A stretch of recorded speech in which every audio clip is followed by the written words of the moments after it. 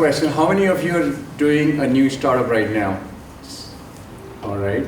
And so how many of you have done startups before this?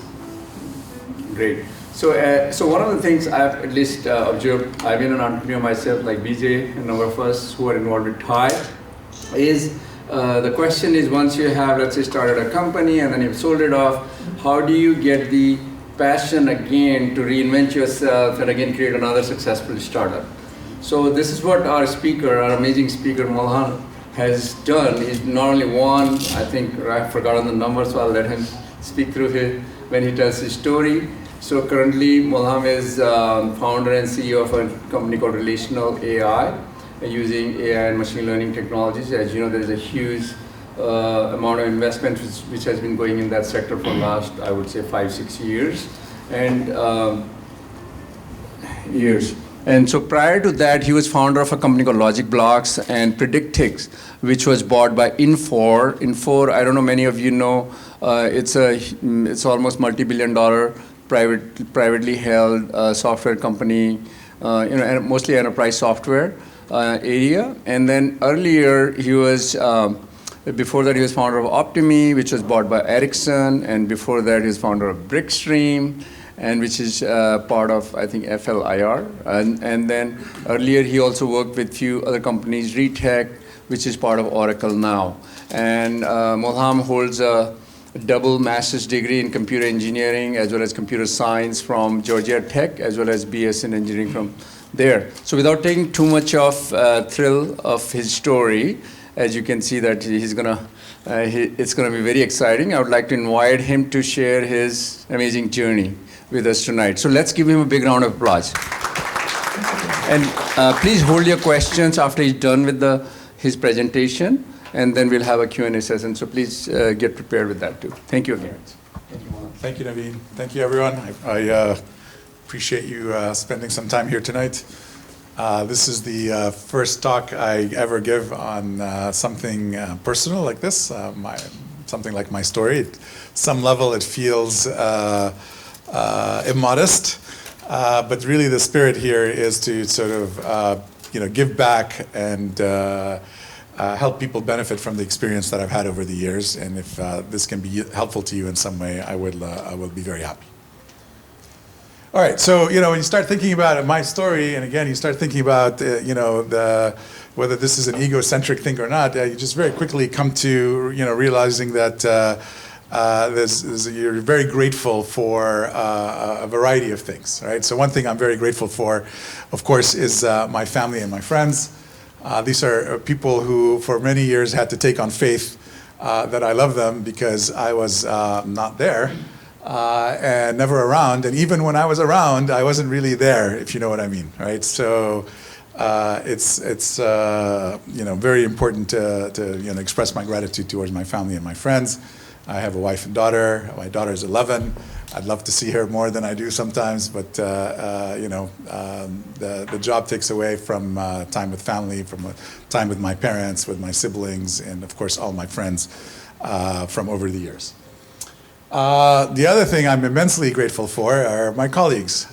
So this is, any success that I've had over the years has been a function of working with an awesome group of colleagues who, in a lot of ways, have also become my friends. And these are people who compliment me and would compliment you and compensate for my weaknesses and appreciate my strengths, okay? So cannot say enough about the importance of your teammates and your colleagues on the journey.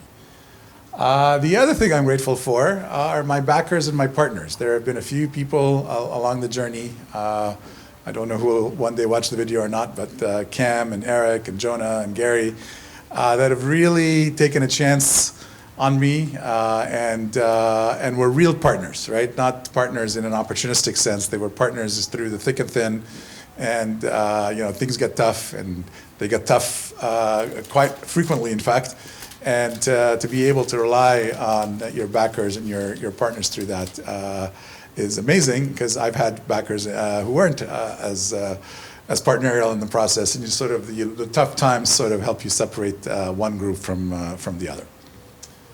And then another group that I'm immensely grateful for, because I've been part of several companies that started out with basically nothing, is a group of first customers, right? The first customer in each company, or the first handful of customers that connect with you personally because they're buying you. They're not buying anything super well developed. And they're buying your vision, you're buying the team, and they're buying your ability to deliver on a commitment. They believe you that you're making commitments that you can meet, and they start writing checks to support you. And that is just such an important thing. And for many of the early customers that have supported us over the years, I'm immensely grateful. And we'll walk through walls and jump in front of buses and so on, and because of their support. I also have to apologize for some customers who bet on us early, and we were not able to deliver on the promise. We had every intention, we were committed to it, but sometimes you can't deliver on a promise that you made, and the customers that were impacted by that, I'm grateful and apologetic as well. I'm also grateful for my competitors, right? Because this is a community that pushes you forward, right? Most competitors are competing fairly and aggressively, and without them breathing down your neck at some level, it doesn't make you as good.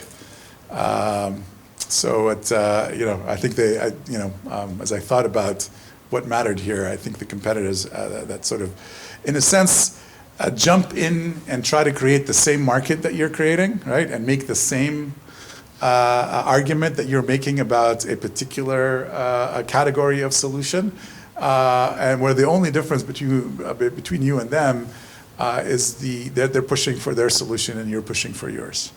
But if you don't have them arguing for the category, you don't have as many people hearing about the value proposition and so on.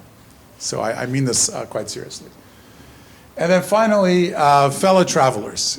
So this is a kind of a tough thing to do, starting a company and creating a lot of wealth from nothing, basically, through just sheer willpower and effort and stubbornness.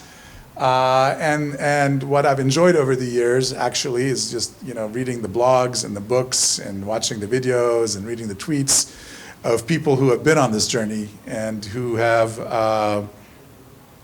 shared their experience and try to sort of give back to the community of people who are trying to do this, and sort of warn people about the potholes and about the speed traps and so on. Okay, so to the extent that I'm doing this, I hope it's sort of an appreciation and a form of giving back in the same way that they gave back. Oops, wrong direction. All right, so my story. My dad worked for a big company called DuPont, and worked at a time, this is 30-plus year career. This is what you did in the 60s and the 70s and the 80s. And as part of working for DuPont, part of the gig was every couple of years, every 2 to 3 years, you pack up the family and you move somewhere, okay? So, and I think that was actually very formative for me. I was born in Lebanon, and then when I was 7, we moved to Switzerland. And shortly thereafter, we moved to Egypt, living in Cairo. And then 3 years after that, we moved to Greece. We lived in Athens.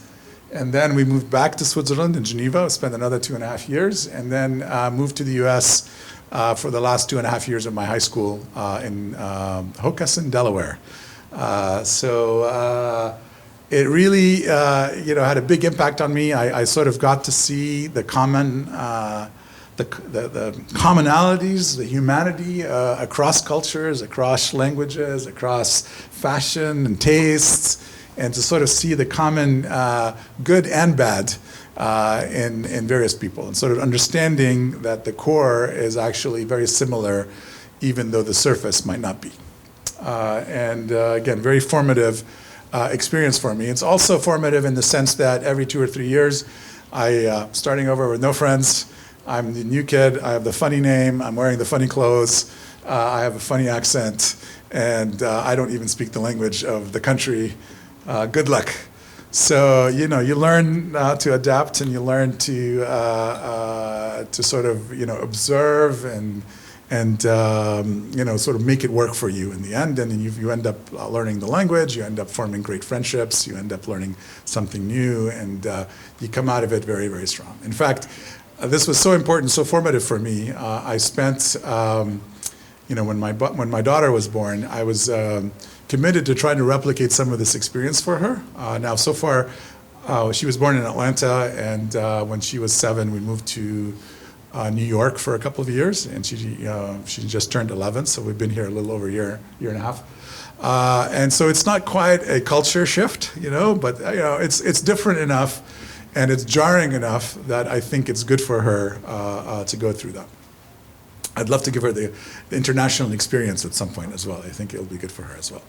I'm very grateful for my wife for letting us do this, because it's something that it just isn't easy on the family when you pick up and go like this. Okay, so you know, 2.5 years of high school in Delaware. I didn't really know anything about the American college system. The first time I took, you know, like they kind of surprised us at school one day and gave us the PSATs, and all of a sudden you start getting brochures from universities to advertise, you know, advertising themselves. And one of the schools that sent me a brochure was Georgia Tech, and I started sort of, who's this Georgia Tech? Wasn't sure what it was. Is it a vocational school? Is it an engineering school? Is it even a university? And so I made my list of universities I wanted to apply to. Georgia Tech was one of them. And Georgia Tech was the first to accept me. And so to me, as a sort of insecure 16 or 17-year-old at the time, I felt like they wanted me, right? And so I felt immediately a sense of loyalty back, and I was going to go there.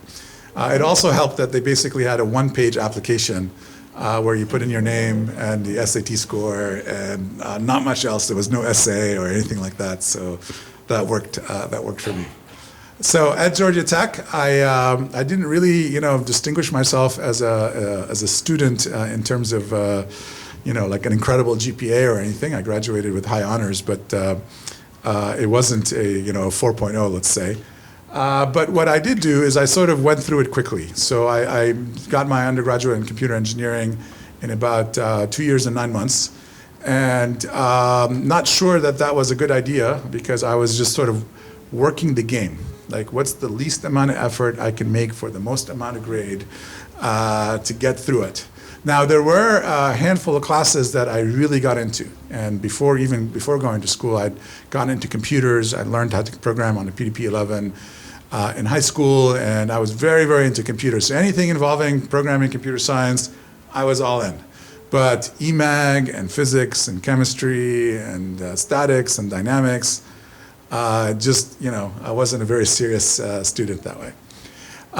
And then after I did my undergraduate, I just stayed on in school and started working on a master's degree in electrical engineering and digital signal processing, and taking all my electives in computer science. In fact, I took so many electives in computer science, I had enough credits to get a second master's in computer science. And so I ended up spending 5 years at Georgia Tech. You know, great experience, learned a lot, because, you know, you crammed in, you know, a couple of extra master's degrees in a sort of a 5-year engineering program. And it wasn't so hard that I would have failed following my strategy. But it wasn't so easy that, you know, I could just sort of not learn anything, okay? And I was thinking about getting a PhD, and you know, thinking about, okay, now how do I take my PhD prelims when I don't know how to do, you know, certain things? And thinking about, okay, now I'm going to have to go back and learn some of the things I didn't learn in the undergraduate career. And then I got an internship with AT&T one summer. And the internship was working on computer vision problems. This was in 1991. And I just loved it. And this in 1991, for those of you, most of you, maybe many of you were not even born then, you couldn't buy a job. It was very hard to get employed. The economy was terrible. Everyone had hiring freezes, and including the group I was in at AT&T. But at the end of the summer, they were so impressed with the fact I just didn't go home. And I worked around the clock, and I really loved what I was doing, and I was having an impact as an intern. They sort of broke the protocol and offered me a job for a whopping $40,000 a year, I think it was, and which just seemed like so much money, like it was just insane. Anyways, I took the job and I loved the work, loved the technical work, but after a couple of years, I realized, big company, too bureaucratic. We weren't able to put our technology into a product. We had to sort of productize through a different organization, and that group we were working with had 24, 25 people in it, and I think 14 of them were managers. I mean, nothing got done.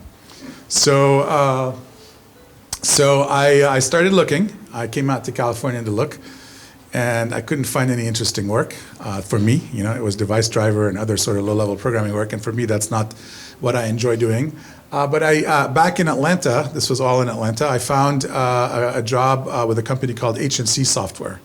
HNC stands for Heck Nielsen Neurocomputing. This was a company that was trying to bring neural networks to market in the early 90s, okay? And so fascinating, machine learning AI, 30 years ago. And I wanted the job. I got the job. I was the first engineer in this group that they were building in Atlanta, working on retail problems. I got to learn about neural networks. I got to do a lot of the cool work I was doing at AT&T, but I was doing it now in the context of a startup, and I had access to everything and everyone, and it was the opposite of moving slowly. It was just running, and I found that thrilling.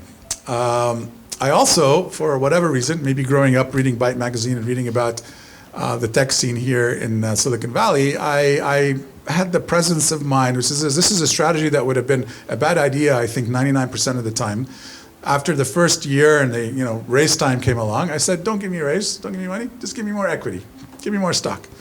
And they were very happy to throw some paper at me, and so when I joined HNC in 1993, by 1995,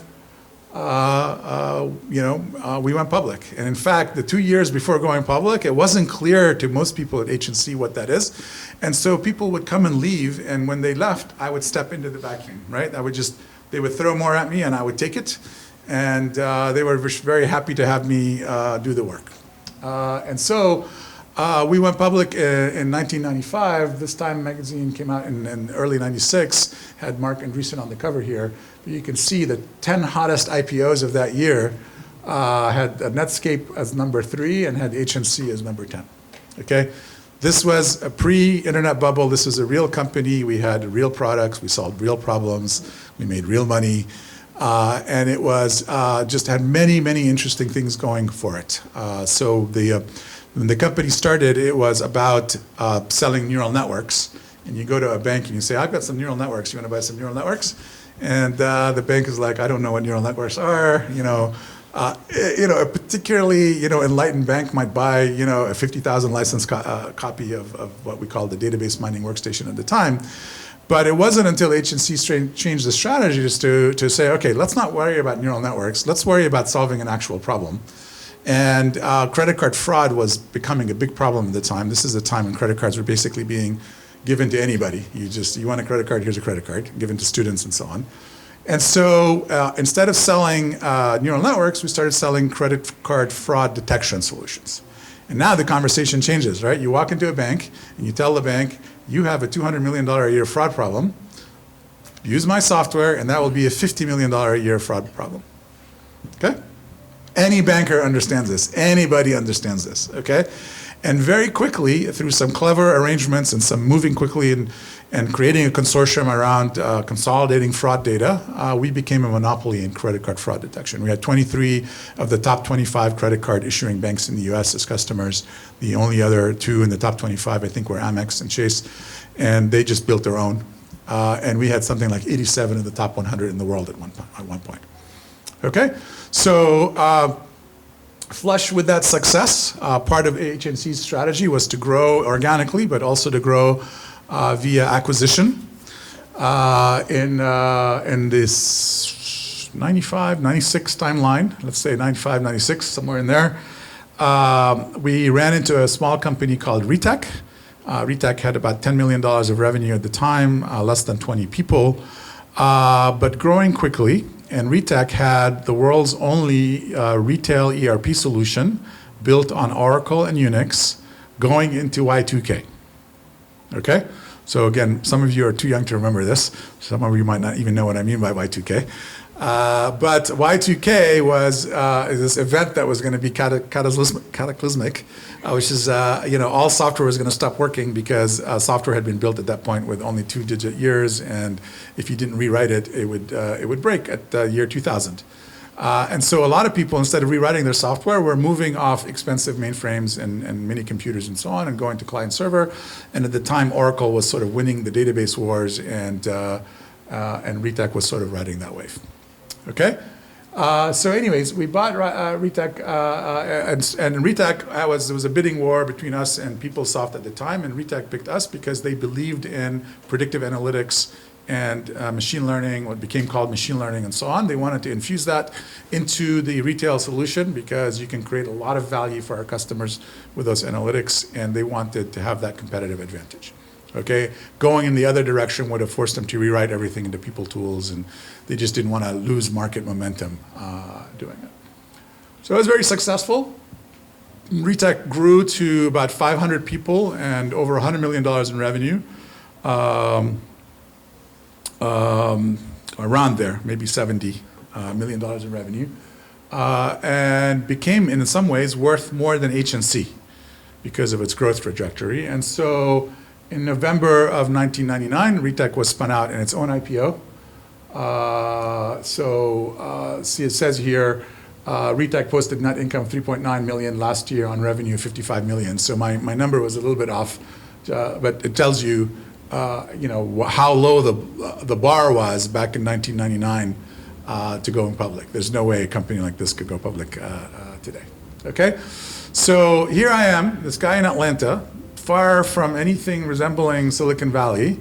I've had one job. Well, I had two. I worked for AT&T for a couple of years, but for 9 years between HNC and Retech, I've had one job, and I get to be part of 2 IPOs, and I had a habit of asking for paper over cash. Okay? And again, that's not necessarily a good idea. I'm just telling you that's what happened. I was getting my HNC shares at 50 cents a share, and at the peak, they were selling for $120 a share. I got my Retech shares at $12 a share, and at the peak, they were selling over $100 a share. And unlike some of my colleagues, I wasn't afraid of selling them as they go, right? We had this phenomena with some of my colleagues where if it went up, they were like, oh, we should wait until it goes up some more, and then we'll sell then. And if it goes down, well, it used to be up, so let's wait for it to go back up, and we'll sell. And I saw people ride those shares, all the way to $120 a share, and then back down to $3 post-bubble, because they just weren't comfortable making decisions around this, or they were worried about having to pay taxes or things like that. So, here I am in my 20s, and I'm a millionaire. Again, it doesn't take a lot of shares to do that. And I've also been giving a lot of people to manage, and I didn't manage them particularly well. In fact, I would go years without really getting any feedback from my own manager because everything was just growing so fast. And you start to your ego starts to play games with you, and you start to think, oh, this is easy, I can do this. This is, how hard is this, right? And so, I exited Retech after its IPO in, I think, 2001, 2002, somewhere in that timeline. After that, in 2002, HNC was acquired by FICO for about $810 million. FICO is Fair Isaac. It's your FICO score company. A lot of, actually, the technology in FICO comes from HNC. And then Retech, after a bidding war between Oracle and SAP, exited to Oracle for about $630 million. Okay? But in 2002, I'd convinced myself this is a walk in the park. I'm going to do it myself, and I had a little bit of cash that I can use to get things going. First attempt. So first attempt was a company called Brickstream. Sort of around that time, there's pre-smartphones, there was something called the WAP protocol. So you can build applications on the mobile phones, via this protocol. And it was just a horrific user experience, right? But we had this great idea about helping people shop for products via their Nokia phone using this WAP protocol. I mean, in fact, if you Google me hard enough, you'll find a provisional patent that we filed around that time on this. We never actually completed the filing. And so, in hindsight, good idea, right? Mobile commerce is a big thing, but as we'll talk about later, an idea that's too soon is indistinguishable from a bad idea, okay?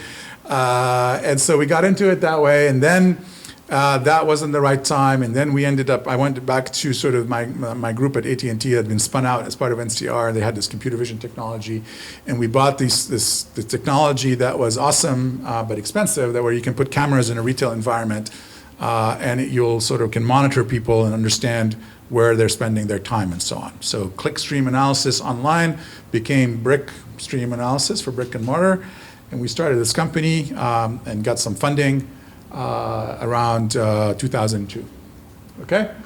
Now, eventually, this company, we got actually quite a bit of funding, but the encouragement was spend it, spend it, spend it, and there wasn't really an appreciation of having the right product for the market and understanding this idea of product market fit. And so it struggled for a while to, first spend, and then struggled for a while to find a value proposition that was really compelling that people would buy at scale. And eventually, after many years, and I sort of left, soon after the funding happened, so I got to sit on the board. After many years, I think in a desperate attempt, they bought a company called Nomi that was just hemorrhaging cash. Even though at that point they had built a business that was reasonable and profitable and growing slowly, but they were everyone was just ready to roll the dice, and I was the only dissenting board member to say don't do this, and so they bought this company Nomi, and then they rebranded around Nomi, and then a couple of years later they hit the brick wall, and then they sold to the manufacturer that was building the cameras that Brickstream Software sat on, or Nomi Software sat on. And just a few months later, that same manufacturer sold and exited the floor for $253 million because they had that IP. Okay? So there's some really interesting lessons there about business model that if we have time at the end, we'll discuss. Okay, so I made bupkis on that. And I'm sorry, there were a lot of people who stayed in that company and fought really hard for it, and it didn't sort of work out, but in hindsight, some of the mistakes are obvious. Happy to talk about that. Okay, around the same time, Brickstream got funded. A friend of mine from college was working nights and Thanksgiving and Christmas, building a piece of software, simulation software that could be used to help wireless operators build out their networks. And I'll make a very long story short, but I was his angel investor. I wrote him $100,000 checks to leave his day job so he can do this full time, and I promised him another $100,000 a year later if he wanted it. And he made such progress that a year later he's like, I appreciate the check, but I really want you to come help me actually run this. And I need to remember it exactly. I think this was 2002, 2003 timeline. And it just seemed like it was really an interesting opportunity with some real wave around the transition from TDMA to GSM, if you know the telco industry at the time, and then GSM adding data services like Edge and GPRS, or GPRS and Edge, and then eventually UMTS. And so the whole industry was spending billions of dollars trying to build out this infrastructure, this telecom infrastructure. And we had the software that could tell a wireless operator, because it's sophisticated modeling, simulation, if you build out this network, this is the kind of experience your customers will have. Okay?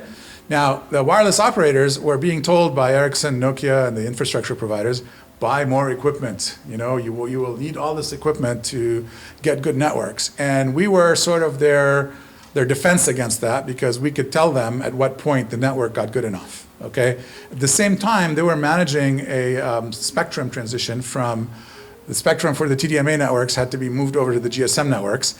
All their customers were on TDMA. If you took too much spectrum away, you would make them angry. But if you didn't give GSM enough, as the customers moved to GSM, they would have a bad experience and they would make them angry. So you had to manage the spectrum transition, and our software could tell you for a given unit of spectrum, this is the kind of experience your customers are going to have. Perfect. Okay, real problem, billions of dollars attached to it. Very hard machine learning AI technology that would predict what's going to happen under various scenarios. And off we went.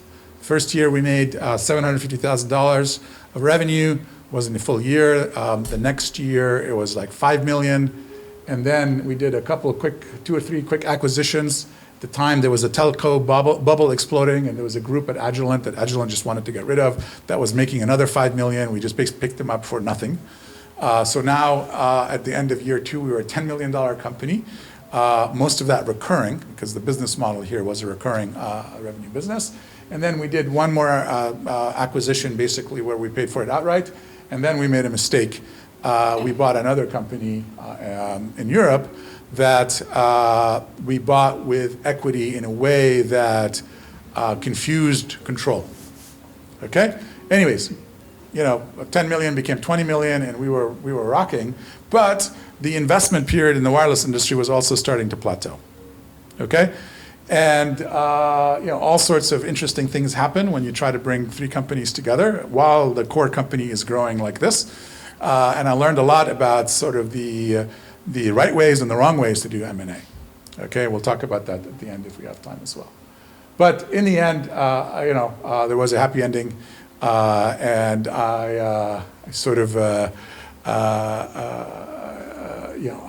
exited the company before this, but the company was sold for $100 million to Ericsson in 2010, and I did very well in that transaction. And so we built a company that went from nothing in 2002 to exiting for $100 million in 2010 on $300,000 of seed money from me. Okay? So not, Facebook level exit, but not a lot of money in. Okay? And doing it in a recurring revenue business, and learned a lot along the way about how to do things right and how to do things wrong. Okay? So in 2005, 2006, when I exited Optimi, I started this company, LogicBlox, and sort of actually a little bit before that, I started this company. And LogicBlox was trying to sort of consolidate the tech stack that we had to use over the years when we were building these predictive applications into one thing. Because if you were building machine learning and AI applications, you had to use 10 different technologies and stitch them together. It wasn't really infrastructure for building those kinds of analytic applications. Around the same time, a former colleague reached out and said, I would like to build a company that uses LogicBlox to build applications for retailers. And I want you to help me. I want you to help fund it, and I want you to help me lead it. And at first I said no, and I probably should have stuck with that answer. But eventually, he wore me down. And so I said, okay, I'll get you going. And we made commitments to each other about what that meant and so on. And so for a period of time, I was running these 2 companies, one building out a data management database platform that the other was using to build applications that we were selling. And we were, it was tough. Again, we didn't have a lot of outside capital. This is in Atlanta still. We had an angel investor invest, and of course, I put some of my resources in. But we ended up with Walgreens as a customer. Walgreens today uses the forecasting system they use to forecast 500,000 demand for 500,000 SKUs across 8,000 stores is built on this technology. Home Depot is a customer, Target was a customer, Kiabi in France was a customer, MVideo in Russia is a customer, Harrods in the UK was a customer. So slowly but surely, we built a business that had about $15 million of annual recurring revenue. And as we did that, in order to sort of clear up sort of this internal friction around having 2 companies really doing the same thing, with the help of some amazing backers, some people I mentioned earlier, we managed to merge those 2 companies into one and kind of cleaned up the mess or the complexity, let's say, that was the result of 2 companies. And being able not to focus our energies entirely on taking this business that, by the way, I should have said in 2009, went all in on the cloud and all in on machine learning when it wasn't obvious that you should go, what cloud computing was. And for about 3 or 4 years, most retailers we talked to thought we were insane. Okay? They were just, you want me to do what with my data? Put it on someone else's servers, and those servers belong to my competitor. I don't know what you're smoking, but go smoke it somewhere else. Okay? And in 2012, 2013, that we committed to that. There were a lot of internal fights about, we should do on-premise, on cloud. And we were like, nope, we're just going to do cloud. We're going to commit to this paradigm, just like we committed to other paradigms before, and that served us well. And so in 2013, it's almost like the light switch came on in the room, and all of a sudden, if you weren't on the cloud, you were starting to look like COBOL and mainframes, okay? And all of a sudden, we started taking on Oracle directly and SAP directly and JDA directly at really big accounts where there would be like 3 of us would show up and we'd be competing with like a room full of Oracle people, and the retailers wanted to work with us, okay? Because of the cloud, because of software as a service, because of friendly contracting, because Oracle was asking for a $10 million check up front, and we were saying, look, just do it monthly, and if it doesn't work, you stop. We just embraced the model, embraced the technology, and we were starting to win big deals. Okay, in December of 2014, right after this, we won Target, which was another big account. And 6 months later, Infor came knocking on our door, very unsolicited interest, and they gave us a price here, and we asked for a price there, and we ended up somewhere in the middle. And so we got 10x recurring revenue on a business that we didn't really put that much money into. Okay, very hard to build a recurring revenue business without a lot of capital, especially in Atlanta.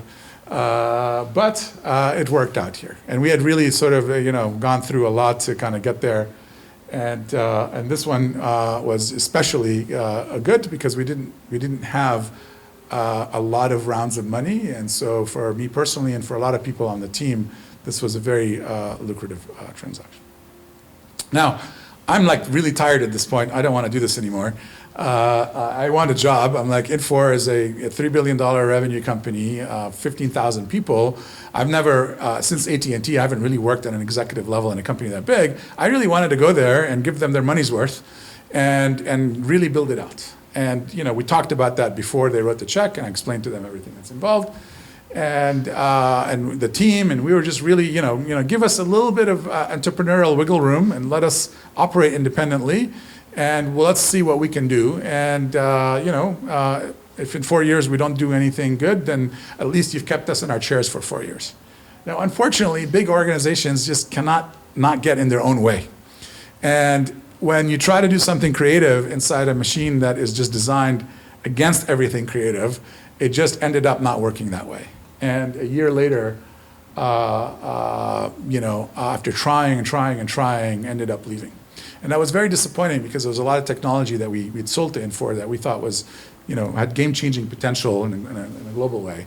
And so when I left Infor, within 2 weeks of my leaving, a couple of dozen people, or a dozen and a half people, let's say, ended up resigning. And I found myself in this position where I can take the 6-month break that I really wanted to take, or I can just form back a company and put the band back together and keep going on the mission. Okay?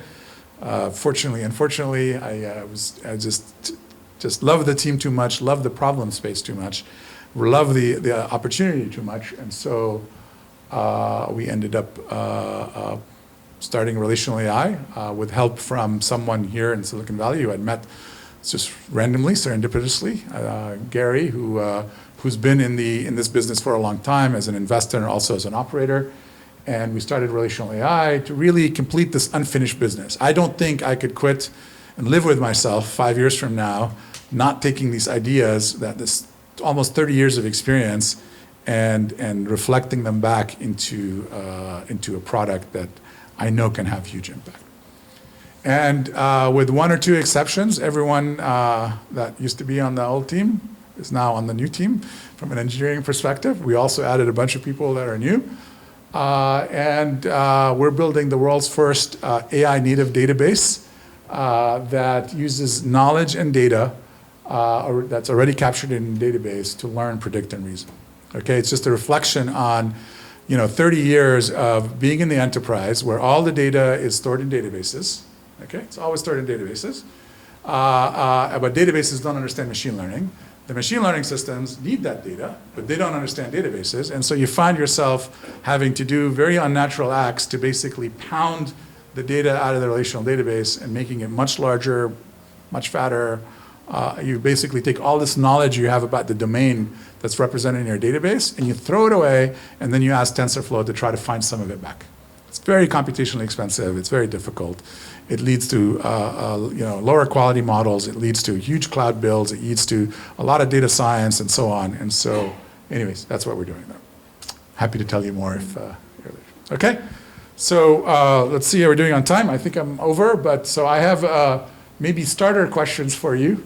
I was hoping to get here a lot sooner, but maybe we can use some of this for us. I have observations and reflections of a bunch of things that are obvious, like the importance of having mental models that sort of are internalized by the team, or understanding that selling is the hardest thing and focusing on that, or that picking the right wave, like Oracle and Unix, or cloud computing, or the transition from 2G to 3G, can hide a lot of sins. And so on. Early is indistinguishable from wrong, and premature scaling, and all of this stuff. I also have maybe less obvious observations, right? The stuff that you don't read as much about in the blogs and the books, about being undercapitalized and overcapitalized, and the pros and cons. About founder dynamics, which I learned a lot about on this journey, and how surprisingly to me, success is as dangerous to founder dynamics as failure. Like when things are going well, it's extremely dangerous because people don't want to mess with it. It's going well. And so all the behavior and the aggressiveness and the risk-taking and so on that served us well to get to the point we're doing well, if you're not aligned on what to do from there, it can be quite problematic. Or ego issues. Why are you getting credit for the success? Why am I not getting more credit for the success? So that one I'd love to talk to you about if you ask me about it. Picking the right partners and co-founders. Everybody thinks they're cut out for being a business person, okay? I say, cut out for the horror show that is building a business, okay? Most people are not, and it is a horror show, and you stare at the abyss multiple times through the process, and there were points in time where I've lost 40 pounds just because, it was that tough. And not everyone's cut out for it, but somehow everyone thinks they are. And then also some thoughts on the dynamics here in Silicon Valley as I come to Silicon Valley. So, but anyways, with that, I'll stop and we can do Q&A. Thank you. So we have some questions.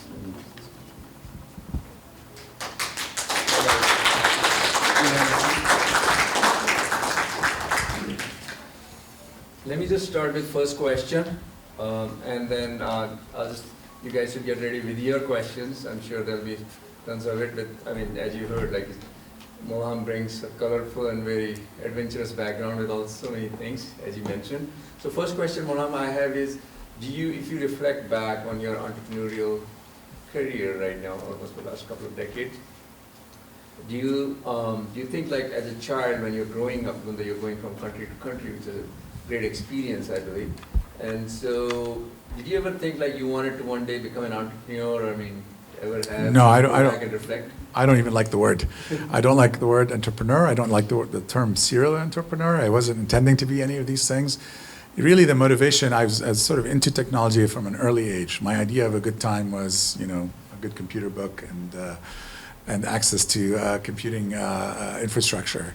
But I found out pretty early on that if I was going to be involved in doing interesting work, all of my colleagues, I had to be the person articulating the reason why we should be doing something creative or innovative, okay? So the talent that apparently has served me well here is making the connection between the business problem and having an intuition about that, and then making it connect back into the technology, right? On the relational AI team, there are 50 of us, 25 have PhDs, I don't. 6 or 7 are former university professors. We have an additional 20 people on a faculty network of distinguished and tenured professors from some of the best universities in the world. And the key to everyone's engagement, like everyone there could be doing something else. They have many options. is understanding their work well enough and understanding the technology well enough and appreciating it genuinely, authentically, in a way that gives it industrial relevance and real-world relevance. So it wasn't about being an entrepreneur, it was about doing interesting work. And then, if you want to do interesting work, you have to pay for it, and making the connection is what I had to do. So who would like to ask the first question? Okay, lady over there. So did you have a hard time finding talent in Atlanta, or Can you speak up, please? did you have a challenging time finding talent in Atlanta, and maybe it would be easier if you were here in I don't think you can hear. So the question is, did I have a hard time finding talent in Atlanta, and would it be easier here? So it is harder to find talent in Atlanta than here, but the talent in Atlanta is, the ROI on it is maybe compelling in some ways, and the talent in Atlanta is more committed, more mission-based than mercenary, I would say. And there's a lot of mission-based and non-mercenary behavior here as well. So there are those pros and cons, but none of the companies I talked about tonight, with maybe the exception of Optimi, were exclusively in Atlanta. So at RelationalAI, I live here in South Bay, and there's another colleague lives here. We have 2 people in San Francisco, 3 people in Berkeley, a couple in Davis, 3 in Seattle, 1 in Vancouver, 1 in Toronto, a couple in New York, several in Atlanta, people in the Netherlands, people in Greece, people in Tunisia. And so we started doing this remote work thing and using this you can work anywhere philosophy over a decade ago, and made it work with whatever we had. Today it would be Zoom and Slack and Google Docs and things like that. And really committed to the distributed model that allowed us to hire globally. And then when you think about the faculty network, which is something we started to do at LogicBlox, connecting with faculty. I mean, there's faculty from CWI and the University of Amsterdam in the Netherlands, from Oxford University in the UK, from University of Washington, from UCLA, from Columbia, from basically all the major schools. They give you you need to become distributed. And when I say faculty network, I don't mean like people I have dinner with occasionally. Like they're on the payroll. It's a 1-day-a-week job, because that's what they're allowed to do when you're faculty. There are commitments that are made and research directions that are set and work that's done. So I had to solve that problem you're talking about, to get more and more talent to do AI work and database kernel work. We had to solve it by becoming distributed and remote, and so Atlanta stopped mattering.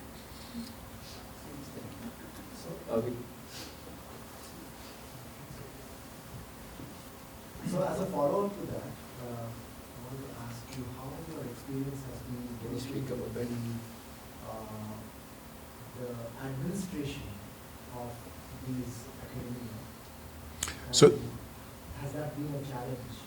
So the question is, how do you administer these academic or faculty relationships, right? So I think there's the key to them is not to find a smart person and say, I have this problem, can you fix this problem for me?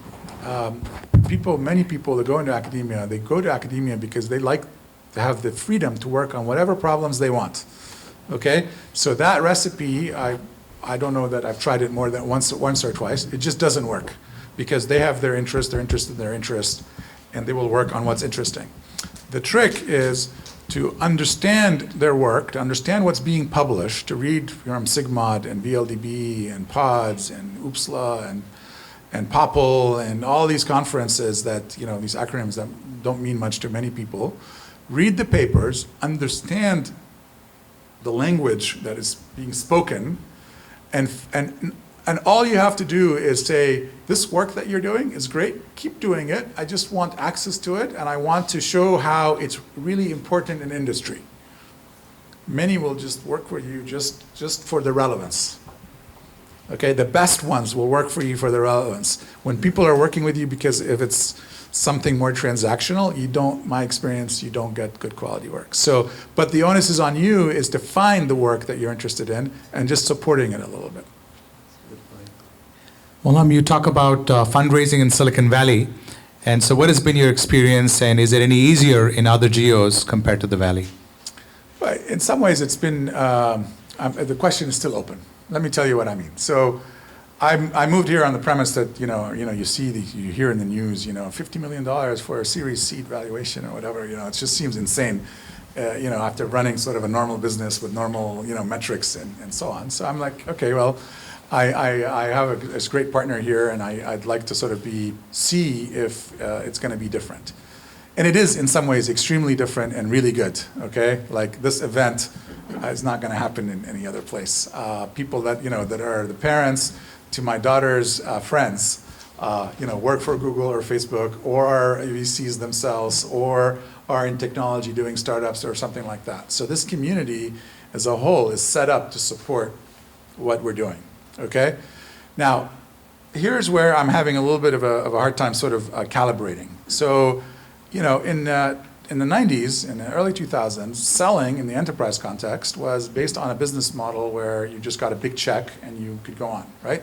So you could, there was a reward system that rewarded people that basically exaggerated and lied and inflated their capabilities when you're selling enterprise software to large enterprises, okay?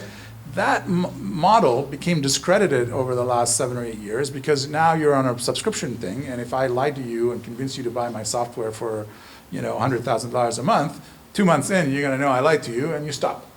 So selling became much more real in a sense, right? And it's all about setting the right expectations and engaging with you honestly so that, you see the vision and you see the potential, but you also have a realistic view on where things are so that we can engage with you the right way so that we can keep that subscription revenue. The one thing that I've noticed here is the venture model is still, you get that big check. And what I'm trying to calibrate on is, I'm used to walking in and having a business discussion and talking about warts and saying, I know this, I don't know that, this is good, this is bad, this is what we have to work out together. And here, the expectation is, it seems like, that everyone exaggerates to everyone, and therefore there has to be a lot of discounting of what I say. And so if you divide what I say by 10, because you're used to getting stuff that's inflated by a factor of 10, it's not going to be a very compelling thing, right? So I'm trying to calibrate on that, trying to understand, how I can be true to my value system and true for make the commitments that are really good for a long-term partnership and not getting into, you told me this, but it's really that kind of issues, while at the same time appreciating that the norms here are, everything has to be, $100 billion company or something, right? So I've had a handful of conversations. I don't want to overly generalize from that, and I did, some things wrong in that because I would just literally show up and I thought it was a conversation, but no, everything about that conversation is being measured, metriced, assessed. You have to have, exactly this many slides, and slide 1 should be this, and slide 2 that, and it didn't feel like a business conversation, and it felt like some people with sort of amazing, academic credentials in some ways, right? But not really people who've had to make payroll for a very long time are engaging based on, they're playing the rules by a game I don't really appreciate yet. So having said that, I think that this is the place where I would want to be fundraising, because I can tell you fundraising in Atlanta is a nightmare. There wasn't an option. Here, you can calibrate, you can figure it out, you can find the people who really get your value proposition. There's so much, so many different types of people here with so many different investment philosophies. I'm very optimistic that this will in the end be, a better environment for them. The good news is I have the means to kind of wait to find the right partner who really understands what we're doing and would support it in a real way. I don't, it's been very fortunate that way. So one of the things, like you mentioned, Gary. So for his partner is Gary Morgan Taylor. So some of you might know he used to be the founder of, I think, what is it, Ingress? He was CEO of Ingress, which was one of the early database companies, and he was also CEO of Illustra for a period of time. He invested in Siri. He was the first investor in Siri, and he loves databases and AI. And if I go back 2 slides, what are we doing? We're building an AI native database. Okay, so but this is Gary as an individual, as a partner, right? This is not some process. And Gary will, maybe I'm putting him on the spot, will say some of what I'm saying publicly, privately about some of the dynamics And he was also part of Morgan Taylor Ventures, right? I Yeah, think his- so Gary's father, David, coined, or is sometimes given credit for coining the term venture capital. So the pedigree is deep. And other people as well have been, people who, I find what we do is super compelling to people who were involved in the database wars in the 80s and 90s, either the database wars or the BI wars, when it used to be that it was relational versus navigational, and it was crazy to think relational databases were ever going to become relevant. It was an academic exercise, blah, blah, blah, and then, that's it. It's just, it's so dominant now. Or in business intelligence, it was MOLAP versus ROLAP, multidimensional arrays versus relational OLAP. And again, the MOLAP was the incumbent, and it was insane to think that you can get the performance out of a relational machinery that you could get out of an array or a tensor, right? And this is where we are today with machine learning and AI. Everything is tensor-based. The most popular machine learning system has tensor in the name. It's TensorFlow, okay? And it's really, at some level, insane to think that you can do things relationally, but all the data comes from relational databases, has structure, JSON databases, et cetera, et cetera. And so that impedance mismatch and that inability in the tensor world to separate concerns, the what from the how, I think creates a huge opportunity to save people a lot of pain and agony. So if you don't understand that, you're not, it just doesn't, it's harder to justify involvement. So first of all, great life story and very well captured. I think you can almost write a book on that. I'm not a great writer, but if you want to co-author, we'll write your story and then I'll write my story. It'll be more like a pamphlet, maybe. But, all right. I had a question on the remote work that you have mentioned. Do you actually open up offices in do you actually incorporate in these countries, or how do you hire? Are these contractors? So actually, there are many tricks to that of the trade, many techniques. So like one thing you have to deal with, any state in the U.S. that you're in, you have to have some formal setup. We don't set up offices typically. If we have more than 3 people in a location, we give them the option. Today would be find a shared office space and use it.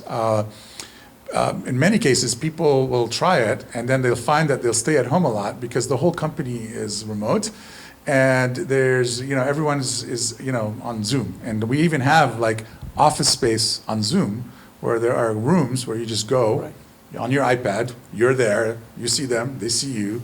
You can chat like you were in the same office. You're on your laptop, in a different environment. So yeah, we find even in cities where we have enough people to say we can have an office, afford an office, we end up with a very minimal. But what I meant was internationally. I mean, so internationally, are these contractors? Yeah. So internationally, so legally, we set up. yeah. Legally is how do you Yes. hire them? In the Netherlands, we set up shop in the Netherlands and Europe. Okay. We don't have anyone in the UK now. We have academic and faculty network, but we don't have employees in the UK. It'll be interesting to see what happens after Brexit. We do have a presence in Switzerland too, but in Switzerland, we didn't want to set up shop in Switzerland, and so there are firms that are set up in Switzerland that if you pay them a fee, they'll pay.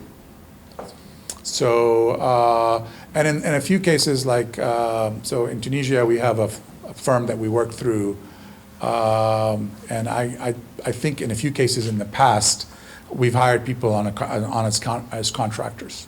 But the rest of them can be given stocks from the U.S. Yes. Yeah, everyone has equity. It's very important. Yeah. The second question on the same thing: how do you kind of manage the morale of the team when they are, like, do you have a golden hour that you meet every month? So when we started the company, every all hands kind of a thing. Yeah, every 8:30 every day at 8:30. So stand up, 30 people, 30 minutes. Everyone. It's a small company. Everyone can talk. We also have these cons, so we've held them in exotic places and not so exotic places. We, again, when you're small, you can get away with this. So we had a con in Iceland last summer, 2 summers ago. We've held them in Toronto, in Sonoma, Vancouver. We had one. We had one in St. Louis 2 weeks ago because one of our colleagues was expecting a baby and we didn't want her to travel, and so we all went to St. Louis. So, Airbnb and all of that helps. And so I think if you get together 3 or 4 times a year. And if you do it in in an in an Airbnb or shared house context where not everyone goes back to their hotel room, and you wake up and you're cooking breakfast together and you're going out for lunch and maybe cooking dinner together, you get a level of connection that sometimes you don't get when you're in an office, because when you're in an office, everyone goes home. So it hasn't been a big problem. The other thing, by the way, that helps is not to work on projects alone. So, if you're working on a project alone remote, it can get lonely. But if you're working on a project with 2 or 3 other people, it can actually help a lot. And then for some people, they just don't like it and it doesn't work out. But for most people, they become addicted to it. The idea of getting in the car and driving 45 minutes or an hour every day, going and coming back, starts to feel really painful. Yeah, of course, a lot of benefits out of that Yeah. remote work. Yeah. Great, thank you. Thank you. So,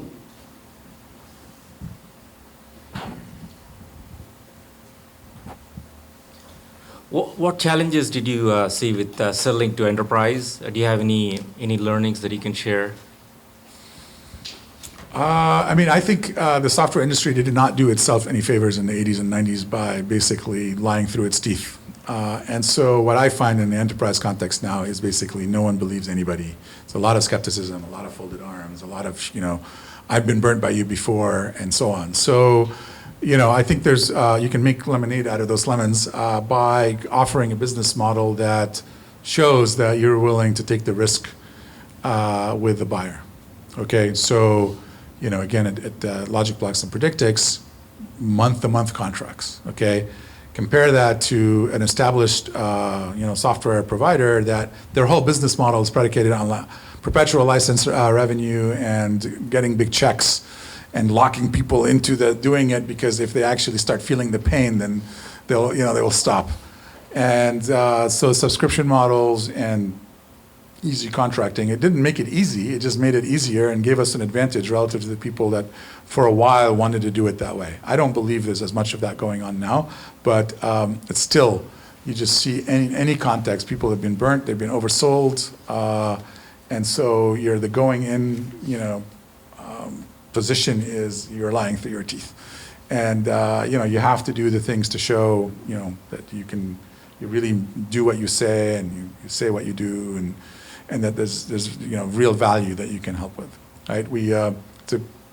Many different techniques to kind of work through that. I think sometimes consulting and having an ability to consult and solve problems in general lets you basically start building a relationship, solving real problems for people, and then they fund the relationship building because you're solving a problem for them. And then you start to understand them, understand their language, understand their problems, and then that creates the opportunity to bring product in and create recurring revenue. Lady. I wanted to ask, so you, probably awesome presentation, I learned a lot of stuff considering I'm born in 1995. A lot of information. You missed Y2K. Yeah, I don't think I would have known that. Yeah. But I was just wondering, you built so many companies from the ground up, whether you were an angel investor, or it was like 2 mergings. Was there any one business problem that you noticed never went away from one company to the next? Yeah, this one. So I will die an unhappy man if I don't get a crack at this one. So this if you look at the typical, footprint, technology footprint, what is involved in building a model or a solution in the enterprise, it is soul crushing. It is really terrible. There's so much accidental complexity. There's so much that you end up doing that you really don't have to do because technology gets in the way. And for a long time, and maybe some of the philosophy here is part of the problem. For a long time, people will build whole companies around something that should be a feature, okay? And so if you want to write this kind of query, you use this kind of database. But if you have this other kind of query, then you need this other kind of database. And you have a third kind of query, then you need a third database. And so the IT footprint is fragmented into 1,000 pieces, and small changes basically become impossible. We had a client, similar to Y2K, we had a client who wanted to add 1 more digit to their employee field. They were growing, and they had, let's say, 4 digits for employee number, and they wanted to add a 5th. $2 million project and a year, right? Across all the systems that touch that. So anything that helps simplify, I think will go a long ways towards that. I think cloud computing and hosting sort of solves some aspects of that problem, but now you just have a bunch of stuff coming from a bunch of different vendors, and it's still not coherent. And there are all sorts of problems and consequences to that. So that's, simplification and removing accidental complexity, I think, is still an open problem. Let me ask you a question just to follow up to that. So when you say, let's say, if you're doing a lot of data mining or machine learning in the cloud, and a lot of data has to be sent up, then there's a huge cost. That bandwidth cost doesn't come, and that can be that's why you hear of all these edge-based solutions and all those things. So what do you think will happen there, or how do you solve that problem? That pendulum keeps swinging in both directions. Everything's on the mainframe, everything is going to the desktop, everything on the cloud, everything to your smartphone. I think there's a natural tension between those choices, and it's very problem specific. And there's not a one-size-fits-all architecture here. I think being able to distribute the problem, and in whatever way that makes sense for that problem, I think is really important. So, yeah, that's part of where a bunch of complexity comes in, because if you hardwire one of those assumptions in, then it becomes really hard to do the other thing. Now, having said that, cloud computing, the killer feature of cloud computing is elasticity to me, which means, I can basically allocate computing on demand. And that's exactly what you need for machine learning and analytics in general, right? Like this project I referred to for one of our customers where we're forecasting all their products. Part of what made us super compelling is we used elasticity. We would allocate 10,000 CPUs or cores over a weekend to do something analytically very sophisticated. At the time, we were paying 10 cents a core hour. So let's say, what is that, $1,000 or something? And a 10,000 core computer, if you wanted to buy it and own it and have it sit around and do nothing most of the time, wouldn't have been feasible. But being able to allocate the computing that you need and doing it for analytics and shutting it down. So I believe that for many, many things in analytics, you want it in the cloud so that you can sort of capitalize on this elasticity capability and do it. And great companies like Snowflake, for example, have sort of redefined data warehousing by taking advantage of that. They're the first cloud native database, and they've just, they've said, what if cores can be allocated like memory can be allocated? Just as I need it, I allocate it. Okay? What would I do differently if I'm building a database if that's the case? And committing to that model and not trying to worry about the on-premise deployment option, right? We're never going to let you install it yourself. If that's what you want to do, go buy from someone else. But when you commit all in on that paradigm and the paradigm wins, it's just super awesome for your business. One question I have, you refer to that nobody believes anybody anymore in Silicon Valley. What's the role of trust versus contracts? I mean, people don't trust each other anymore. So Look, contracts are very important, but you basically lost when you've had to pull them out, okay? So I do all the good work to do the contracts and all of that, partnership agreements, all of that sort of stuff, because sometimes contracts can discourage people from being greedy, right? Because they know that there's clarity. So I've made mistakes before where, there's trust, you shake a hand, and the person is not worthy of that handshake. I'm just warning you that by the time, if you get to the point where you're now pulling out a contract, and so do the work on the contract, but avoid getting to the point where you have to ever look at it again. That's a very good point. Actually, one of my first salesmen I had in my first startup. So, Helmut, he was a German guy. He says one time in his career, he was with Siemens, he signed an agreement, and the guy told him, look, Helmut, I'm signing this agreement, I'm putting it in my drawer. And if I ever have to take it out, means we are done. Yeah. That's kind of what you said. So what are your lessons learned in timing of how much time you bootstrap the company and then when you go for investment across all these series? I know you became very wealthy early on, but if people are not that fortunate, what's like the typical?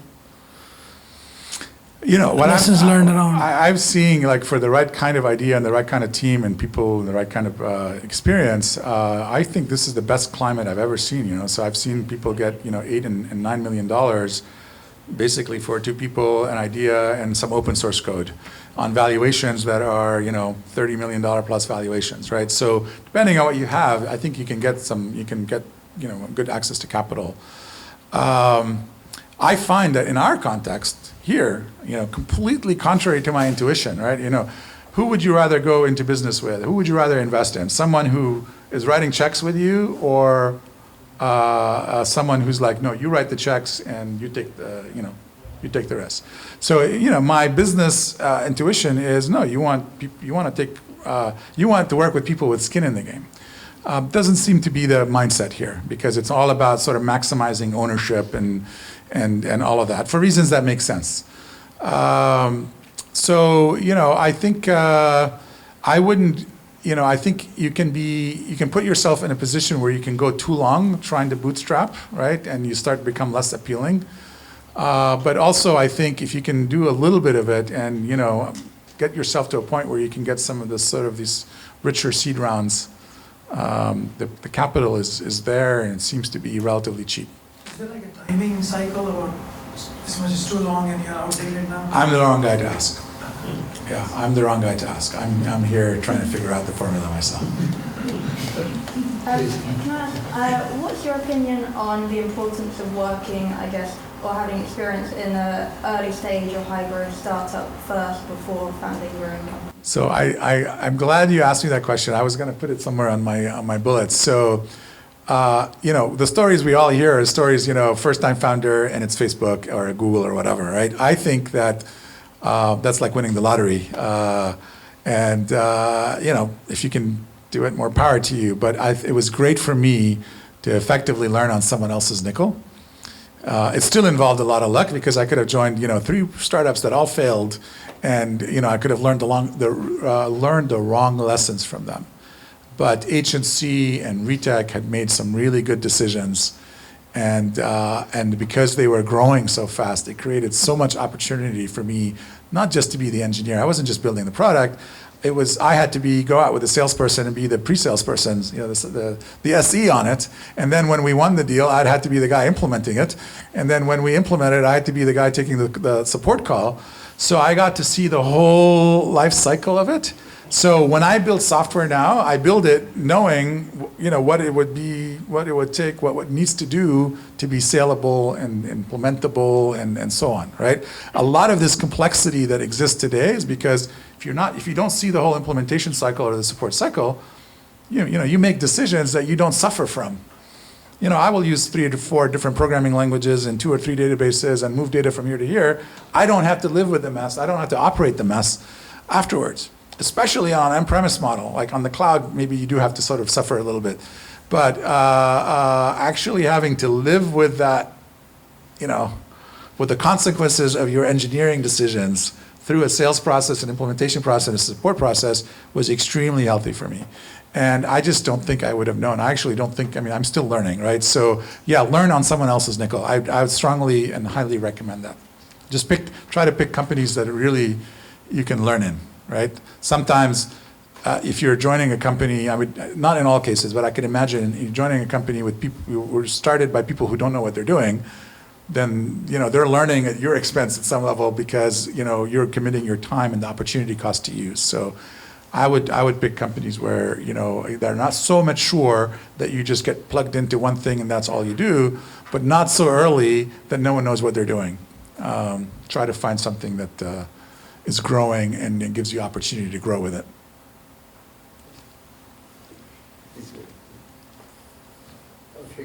He's moderating.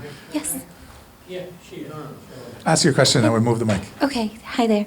So I work in technical talent acquisition, and I'm curious to know how you found or how you sourced talent in these far-flung places like Tunisia, which sounds really obscure and exotic to me, but I would love to know where to go to source talent.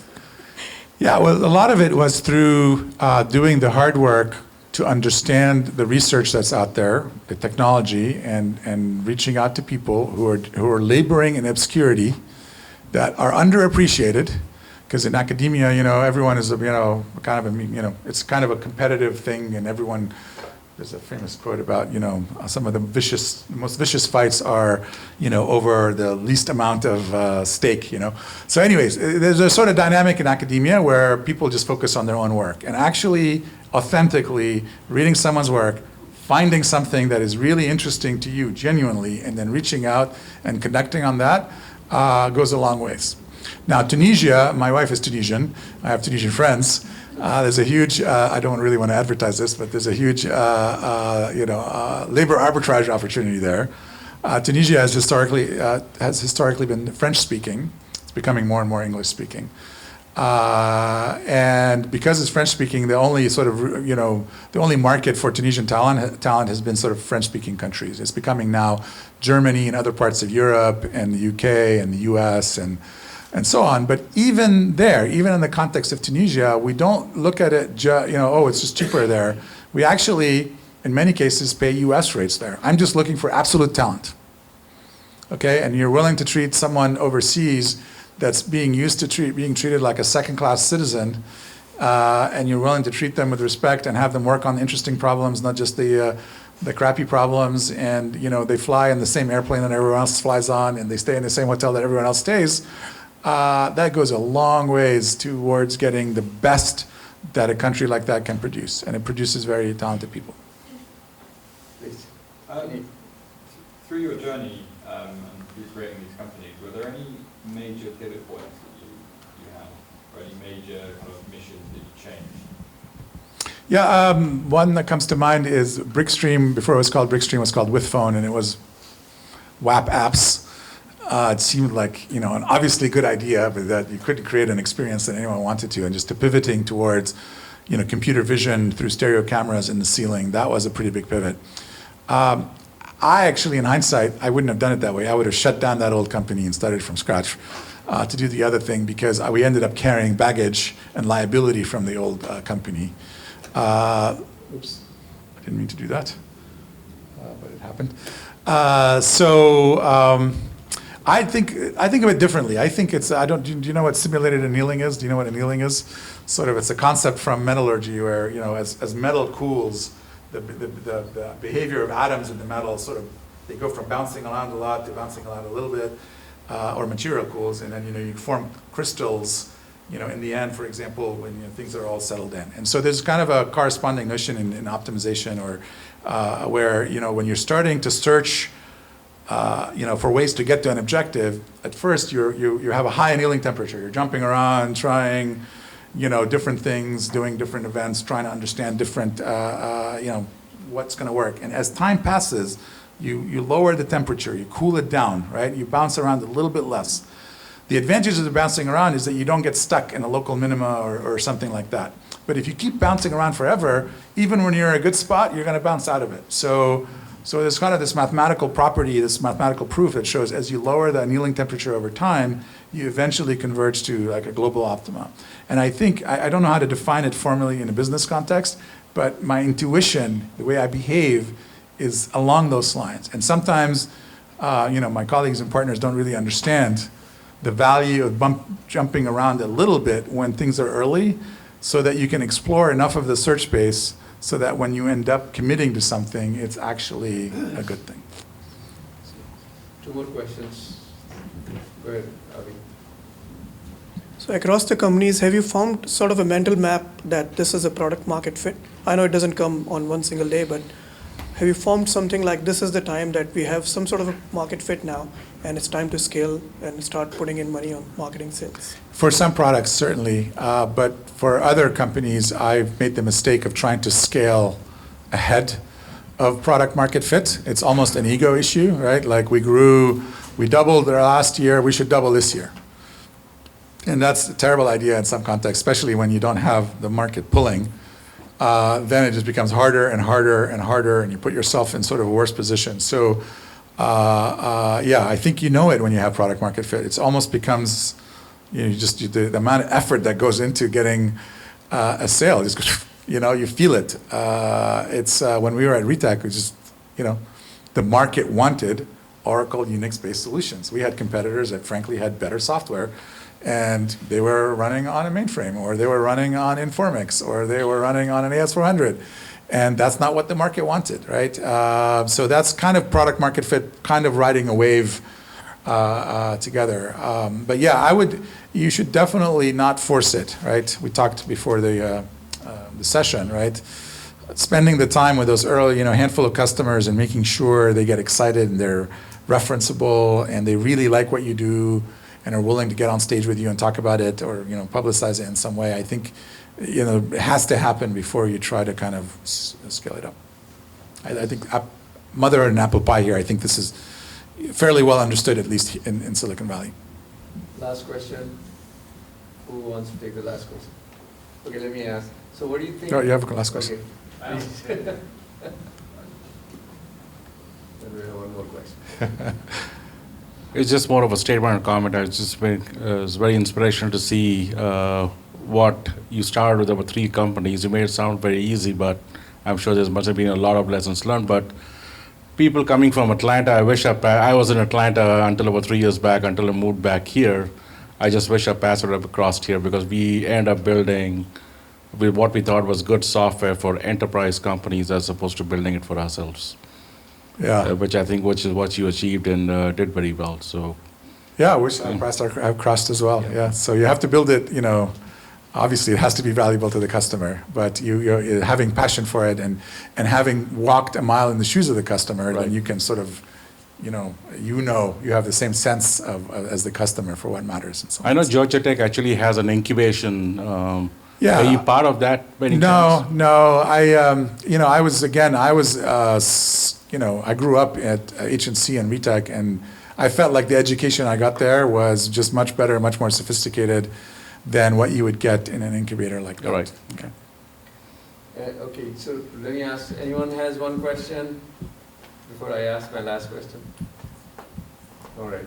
So, Molham, so if, let's say for anyone who wants to start, like she was asking, when should she start or join, right, the company? So, if for anyone, what one area you think, if they had to start a company today, should they focus on?